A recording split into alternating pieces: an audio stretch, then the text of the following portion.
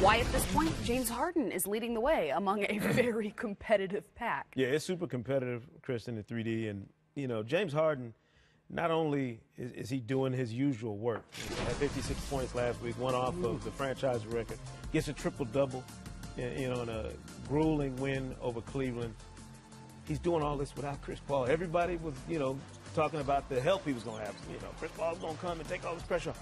Well, he's still going out there and rolling like he has been. I think he not only showed you that it's not just about him, because he's made so many of these other guys better the last year and certainly to the start of this season. But I think Harden is going to be in that mix all year. He's going to put up the numbers. He's going, you know, the triple doubles, all of it. He'll be in that mix. Some of these other guys, they got to sustain it. They got to play well continuously to stay on that list that James Harden and Steph and other guys have been on. Now, my question for you on that list is number 5. Where was Blake Griffin the first couple of weeks? Did the last little losing skid have him slide out where Porzingis won, and that's why he slid in? It did. Blake was 5th on the first one.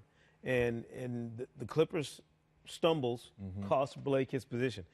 That's the beauty of the MVP ladder. Every Friday, it can be some surprises. There can be guys who move up, move down based on performance. I mean, Kyrie shot up the list. He was in the bottom half of the list in the first week.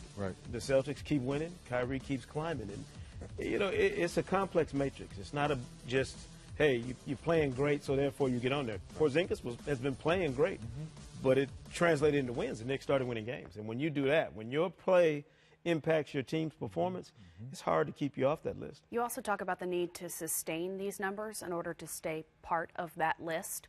James Harden's numbers will be impacted how when Chris Paul returns? I don't know if they will, to be honest with you. And I think that's the beauty of James Harden's game, is that he's going to have high-level production. He's proved that in his time in Houston, that he's not just an elite player. He's a truly MVP-caliber player. He's been close twice before, where he was in that mix and finished as a runner-up to Steph, obviously, in the Russ last year. He's a guy who plays at an MVP level every night. And I talked to Tracy McGrady about this over the summer, talking about him before he went into the Hall of Fame. What's the most difficult thing to do to keep yourself at that elite level? And he said it's doing it every night. Some guys, they'll have a hot stretch.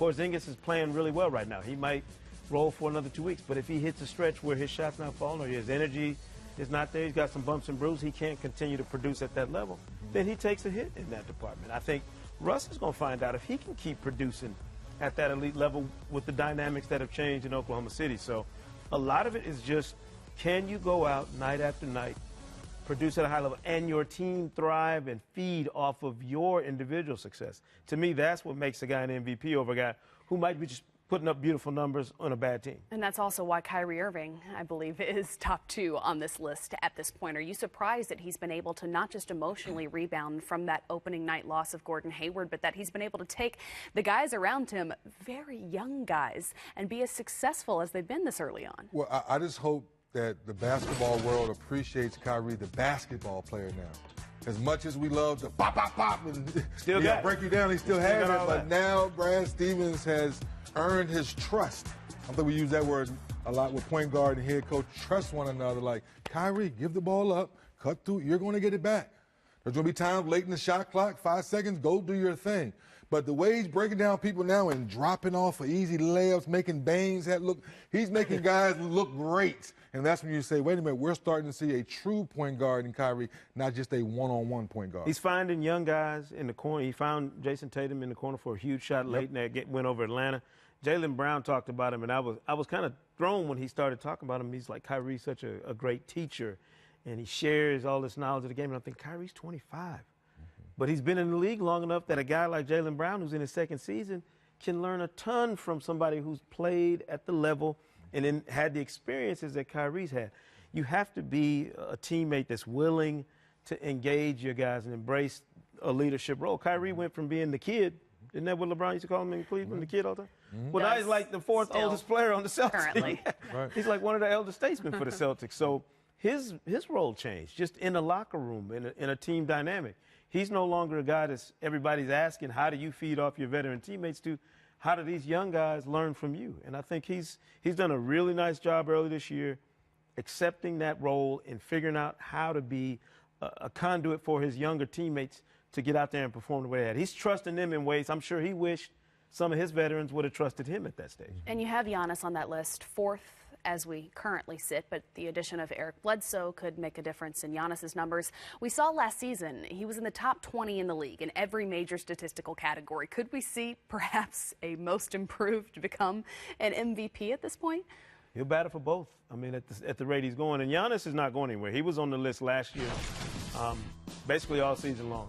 You don't do all of the things he can do on the floor. His team made the playoffs, so it wasn't just about Giannis pounding up numbers. It was about him leading a team, making his team better, putting his team on his shoulders, so to speak. I think the real challenge for Giannis now is just making sure physically, and this is what it is for a lot of these young big guys. Anthony Davis has battled this. They got to make sure their best trait is just being available every night. And there's no reason to think that they won't, but it's something that elite players have to understand. You have to be out there night after night. This is what I love about LeBron's game. You can talk about all these other things, but LeBron is so reliable. When LeBron's on the floor throughout the course of his career, going into his 15th season, his team's had a chance because of him. And that's all you're doing is going out night after night, giving your team a chance to be in games because of what you can do and how you can impact the team. That's also what Kristaps Porzingis is doing, and he's the last one we haven't touched on this list. He said he was ready to become the face of this franchise, and his play has certainly backed that up this season. It really has, Kristen. I love his confidence, shooting the three, putting the ball on the floor, follow-up dunks. He's taking the challenge on the defensive end. I'm like, wait a minute, he's guarding his man. Like, no, I got him one-on-one. I was like, okay, he is ready to be the face of the franchise. Because not too many young guys want to say, no, I want to guard my man one-on-one. And to hear him say that and back it up and then go on the other end of the floor and dominate his man, it's pretty impressive early in the season. He's balling.